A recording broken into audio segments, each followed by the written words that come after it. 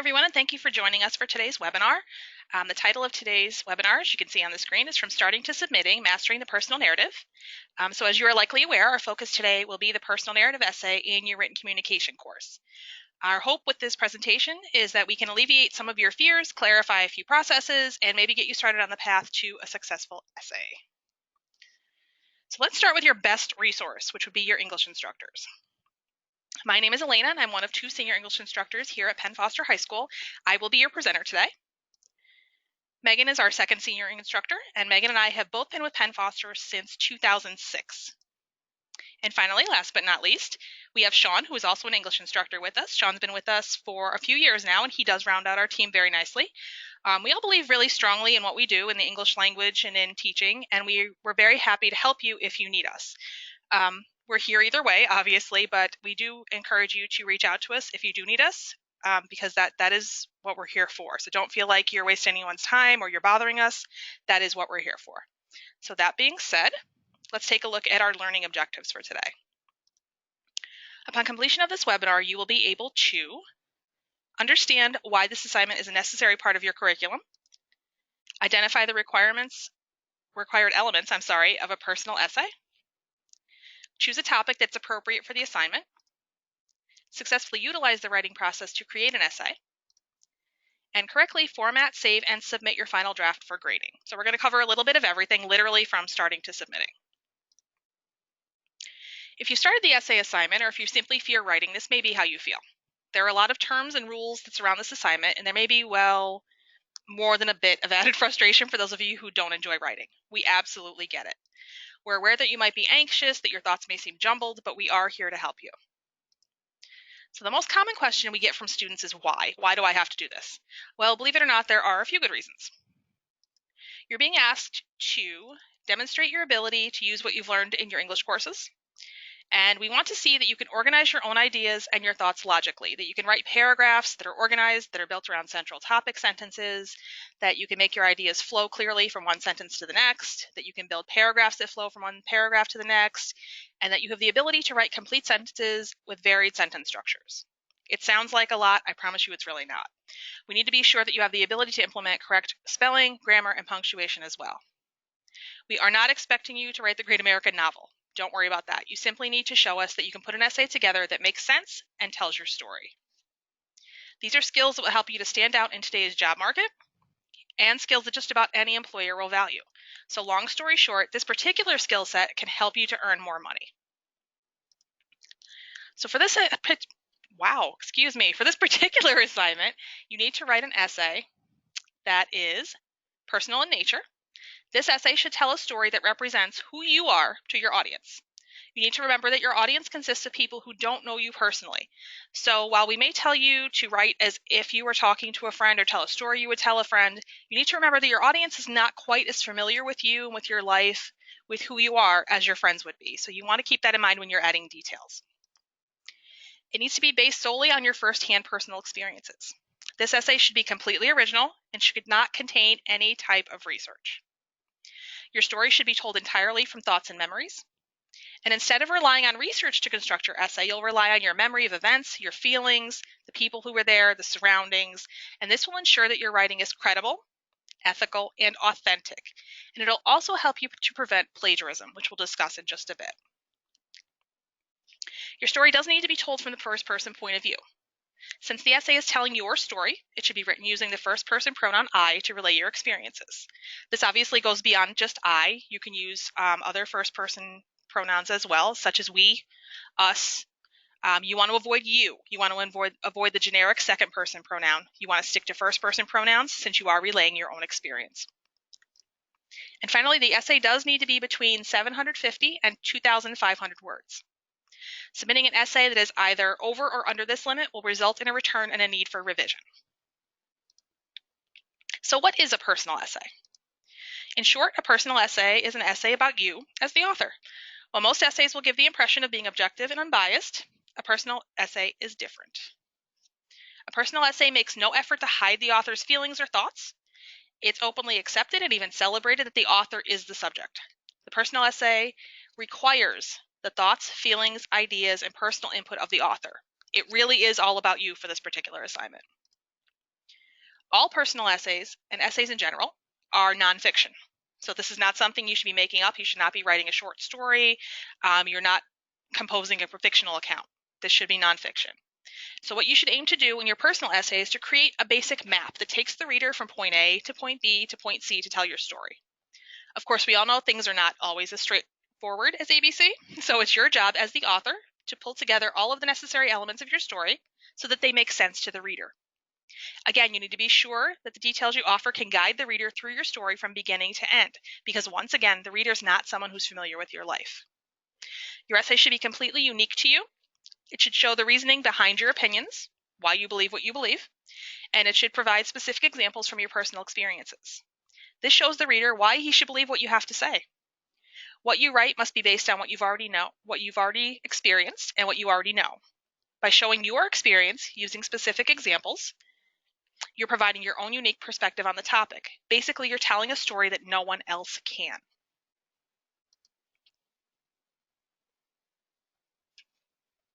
Sorry, my slide's not working.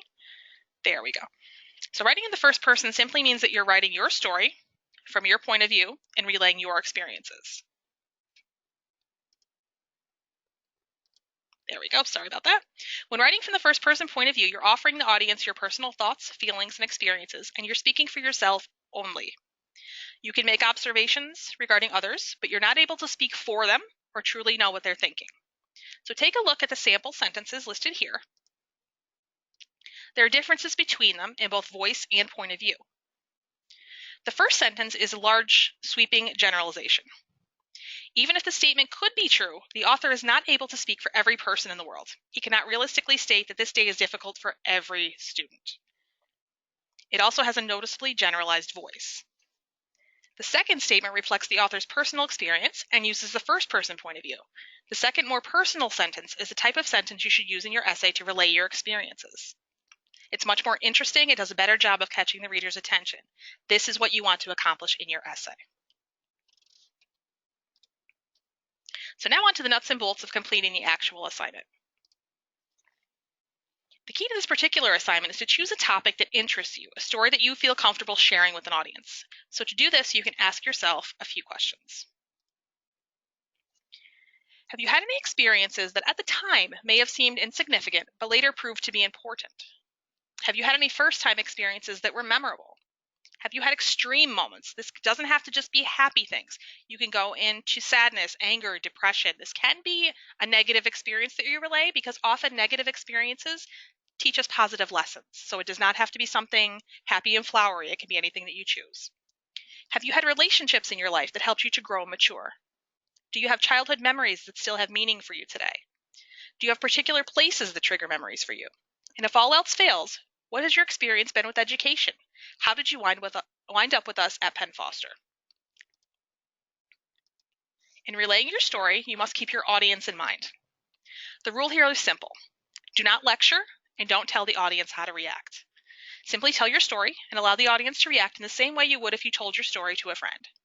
Also, remember that your audience is a general one, once again, consisting of all ages and cultures.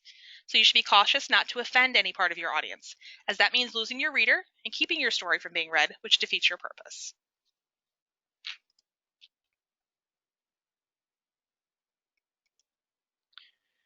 So for the success of any writing, the author must determine purpose, medium, and audience.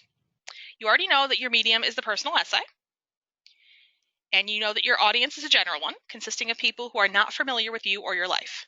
Therefore, what you need to determine is the purpose of your essay. So to this end, pre-writing and planning are incredibly important tools. There are 5 types of pre-writing, and you can use one or all of them to find the specific idea that you want to write about. Your goal is to use brainstorming, free writing, webbing, researching, or journal keeping, or a combination of any of them, to help you determine your message. A great tool for visual brainstorming and mapping is a website called Bubble, B-U-B-B-L, and we'll give you the link for that a little bit later on. The next step is planning. Once you've established your topic, you must then decide which thoughts you wish to include, organizing them in a logical order. Outlining or mapping may help you to make some difficult decisions. A great tool for planning is the essay mapping tool from the Read, Write, Think website. Sometimes looking at a visual representation of an outline shows you how much work outlining planning actually accomplishes, and we'll share this site later on as well. The other 4 steps will be covered as we go. While it does take time and it may initially seem to you like it's busy work, this is a proven method for constructing an essay. The work you put in during these stages will save you work later on. So think of your essay as a trip to a store. The introduction represents the reader's first impression. It's the door greeter, if you will. The body is the reader's actual shopping experience. The conclusion is the reader's checkout experience. So if any of the parts don't live up to the audience's expectations, they're likely to not return or finish your essay in this particular case. So in the essay, the introduction is the reader's first glimpse of your story. You want to try to begin your essay with an interesting sentence that captures your reader's attention. You can appeal to your reader's curiosity or feelings, but your primary objective is to hook the audience and get every reader interested in reading more. But how you do that is entirely up to you.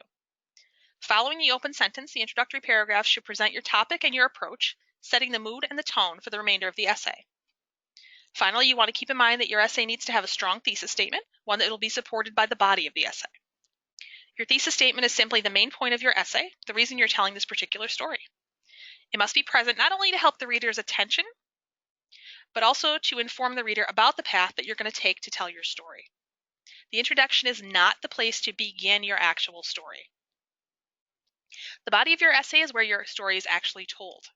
It should consist of several fully developed paragraphs that develop the points mentioned in your introduction. You should be sure that the transitions are included between ideas within paragraphs as well as between the paragraphs themselves, as this helps the reader to follow your progression from one idea to the next. One idea must logically follow another as you lead your reader through your story, or you risk, again, losing your audience. The conclusion paragraph is your chance to sign off and remind the reader why he read your essay. This paragraph should restate the topic from the introduction, summarize the main points covered in the body, tie up any loose ends, and bring closure to the essay. You should be sure that your conclusion restates the overall message of your essay so that your reader is left with your main point fresh in his mind. The best conclusions are directly tied to the introduction and give closure to the essay as a whole. Remember that this is not the place to write the actual ending to your story or to introduce new information. Please remember that all work submitted to Penn Foster High School for grading must be entirely original. If you borrow any or all of someone else's work, no matter who it is, you're committing plagiarism. According to the Merriam-Webster Dictionary, to plagiarize is to steal and pass off the idea or words of another as one's own, to use another's production without crediting the source, to commit literary theft, to present as new and original an idea or product derived from an existing source. While these definitions may seem harsh, plagiarism is a very serious offense, and harsh punishment may result from commission of this act. Blatant direct copying of another's words is plagiarism, but paraphrasing someone else's ideas is also plagiarism. Plagiarism is the theft of words or ideas, and often both. If you have not constructed the logic of your essay by yourself, if you have borrowed wording that you feel is well done, or if you're using another writer's words or ideas to create your own work, you are likely committing plagiarism. The most surefire way to avoid plagiarism is to start from scratch using the writing process, and as tempting as it is, avoid doing any type of research or seeking out examples of how a personal essay should be written. Simply follow the directions in your study unit, rely on your instructors to answer your questions. If you're interested, you can certainly refer to the section on academic integrity in the Penn Foster High School Student Handbook for more information on plagiarism and cheating. So once you've established your purpose and decided on the basic points you'd like to include in your essay, you're ready to begin writing your first draft. For your own sanity, do not try to perfect the draft while it's in the process of being written. Do not attempt to write, edit, and revise each sentence and paragraph as you proceed.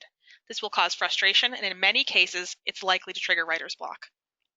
In this stage of the writing process, you simply want to get your ideas on paper. Remember that you're striving for a basic draft, not a finished draft. When beginning your draft, you can start anywhere, not necessarily with the introduction. Personally, I write the body of my story first, then I go back and write the introduction and conclusion last. This system works for me. You'll need to find one that works for you. If something isn't working in your process, change it. Unless you decide otherwise, only you're going to see this draft, so you're not committed to any particular focus, any ideas, nothing is finalized. Take advantage of this to find the ideas that work best for you. So in a way, each paragraph is a miniature essay. An essay has one controlling idea, and each paragraph in the essay should support that idea. Likewise, each sentence in a paragraph should support the controlling idea or the topic sentence. If you've included a sentence that doesn't support the main idea of a given paragraph, delete that sentence and try again. since that one sentence will weaken the paragraph overall. The paragraph should be reworked until every sentence supports your main idea. Also, remember that any type of change in focus, perspective, or topic means a new paragraph should begin. You can think of the sentences in a paragraph as the links in a chain or the cars of a train. All of the links in a chain must be equally strong or the chain breaks. Every train car must carry its own weight in order for the train to do its job. Likewise, the sentences in a paragraph must work together for the paragraph to effectively relay its message. So revision requires you to look at your essay as a member of your audience, which is sometimes very difficult to do. Your concern at this point is the overall message conveyed by your essay, or the big picture. So during revision, you should ask yourself several questions. Are my purpose and my meaning clear? If not, you may need to reorganize your topics or take a different approach to your essay as a whole. Are there sections of the essay that do not contribute to my established purpose? If so, those sections should be deleted. Are there sections of the essay that require more information to be clear? If so, more information should be added as needed. Are there sections of the essay that should be moved for the sake of clarification? If so, try to determine where the information makes the most sense. Are there concepts and ideas that could be combined? If so, entire paragraphs may need to be merged to give the reader the most clear and concise explanation possible. During editing, your goal is to establish a clear and concise writing style. Your focus should be on grammar, sentence structure, word usage, punctuation, and spelling. Some suggestions during this stage include varying sentence lengths, looking for and deleting unnecessary words, eliminating irrelevant information, getting rid of cliches, using specific, concrete words, replacing generalities with specifics, changing negative messages to positive ones when and where it's appropriate, and checking and correcting grammar usage. As you can see from the picture on your screen, this is a page of the original George Lucas script for Star Wars. So needless to say, even a pro like George Lucas needed to make some changes. He needed to make a lot of notes, and this is what revision looks like. So if it looks messy and it looks like the paper may start to bleed at any time, you're doing it correctly. Not all revision has to be this messy, please don't get me wrong, but I'm giving you a kind of an extreme example. But this is the kind of process that you want to see in your writing. Things being corrected and moved and changed so you have the best possible outcome. You want to avoid giving a reader a list of information, or what we call a diary account of what happened from the time you jumped out of bed, took a shower, ate breakfast, and got dressed. That type of catalog approach lacks reader appeal, and it doesn't help to develop your focus or experience, not to mention that it's pretty boring to read. To avoid putting your reader to sleep, tell him what he needs to know. Focus on the important details that will help the reader to understand your story. So during proofreading, you're going to clean up your writing to make it presentable. Since typographical errors, as well as errors in spelling and punctuation, can interfere with the clarity of your essay, they need to be eliminated. Most errors are overlooked because we're unable to see what's really on the page. We read what we meant to write, not what we actually wrote. Therefore, it's sometimes easiest to have another set of eyes on your document. Have another individual read through a document, marking any other errors they might find. While it's your responsibility to remedy the issues, a second set of eyes may help to at least identify them. So some suggestions in this stage include checking for consistency in paragraph indentation, checking for typographical and spelling errors, checking for correct punctuation, for correct capitalization, checking for grammar errors, checking for confused words such as homonyms and homophones, checking for repeated words, sentences, or even lines, and checking for skipped lines, sentences, or paragraphs. While it's not foolproof, spell check and grammar check programs will help you to locate possible problems. Keep in mind, however, and this is very important, these are not reading your essay and they can't discern between meanings for different words. If you have a word that's spelled correctly, the spell check feature will not highlight it, even if it's not the word for the particular sentence. The same holds true for the grammar check feature. Neither one should be trusted completely, but both should still be used with caution during the proofreading process. Please keep in mind that this is an extremely important step, as poor proofreading skills can easily ruin an essay. So let's take a look at formatting. You can include a title if you want to, but it is not required. So you want to be sure to include standard 1-inch margins on top, bottom, and sides. double spacing for the entire essay, font no larger than 12 points.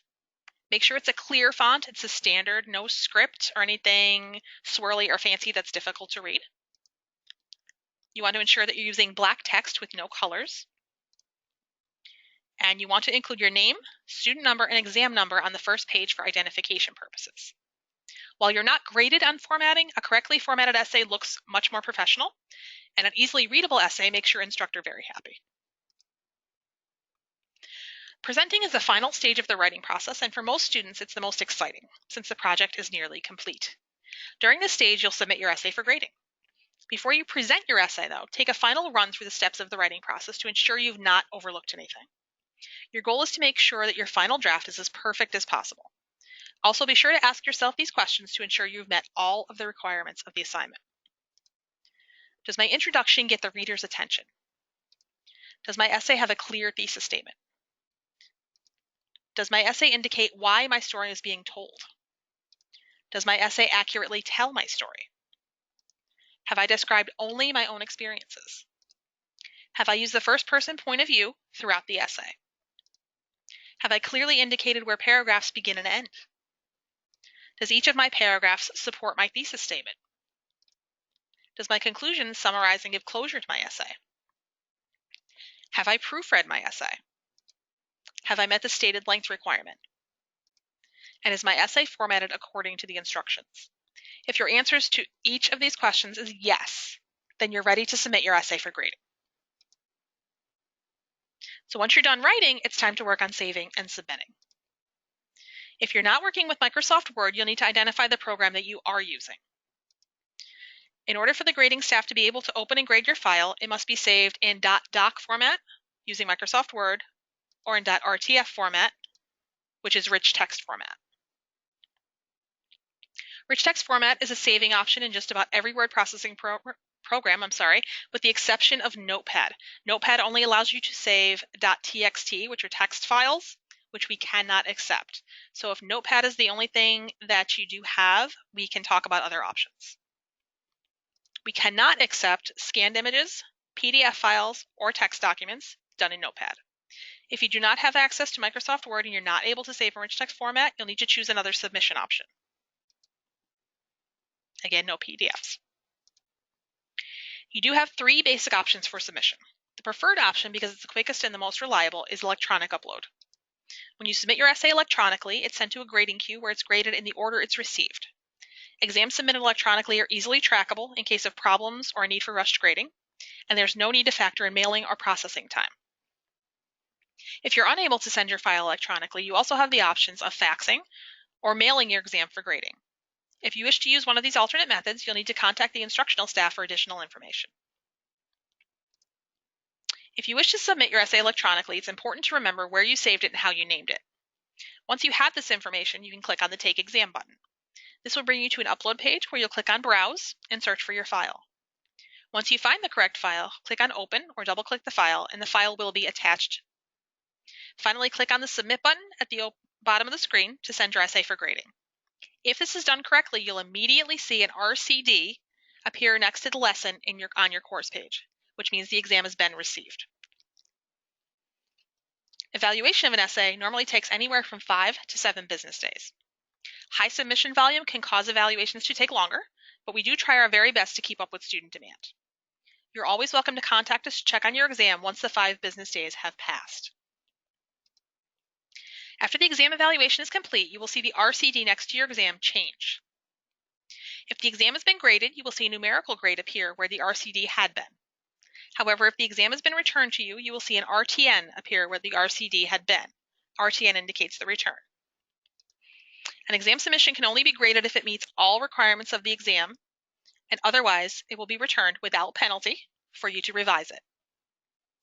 Please note that the feedback, whether graded or returned, is available from your student homepage. You will need to locate this feedback in order to view the instructor's comments. There are several resources available to help you complete this assignment. From Penn Foster community posts and blog posts to websites, we're suggesting that you visit places that will supply you with the answers that you need. The hope is that by the close of this webinar, you'll have the tools you need to complete this assignment and get it right. Since you will be receiving a recorded copy of this webinar, you will have these tools at your disposal. If any of them links don't work or there's anything that you are not able to access, please just go ahead and let us know, and we can send those out to you via email as well. You will notice that on this particular screen, we do have the Bubble pre-writing website, as well as the Read, Write, Think essay mapping site. There is also a plagiarism checker on there. Plagiarism checkers come in several different forms now, but DupliChecker is a good one. So any and all of these things can be used for every writing assignment that you do, not just particularly for this assignment for the Penn Foster High School course, but if you do go on to further education and you need a process, this is a good one, and these are some good resources. So that's all the information that I have for the time being. I will open up the discussion to your questions, which will need to happen via email, obviously. But absolutely, please reach out. Tell me what you want to know, and I will do my best to help you get the answers that you need. I have attached 3 handouts to this particular presentation. Some are ideas for essay topics. Some are how to go through the essay. There's a lot of information there. If you're not able to click on the handouts, please also let me know that, and I can always send those via email as well. So thank you so much for attending today, whether it's live or by recording. I wish you the best of luck on your assignment, and I implore you to remember that we're always here to help you. So please don't feel like, once again, like you're bothering anybody if you're asking for help, that you're doing the wrong thing in some way. It's absolutely our job to be here to help you. So I would strongly, not greatly, encourage you to reach out for that help if you do need it. So that being said, I wish you a wonderful day, and I hope to hear from you soon.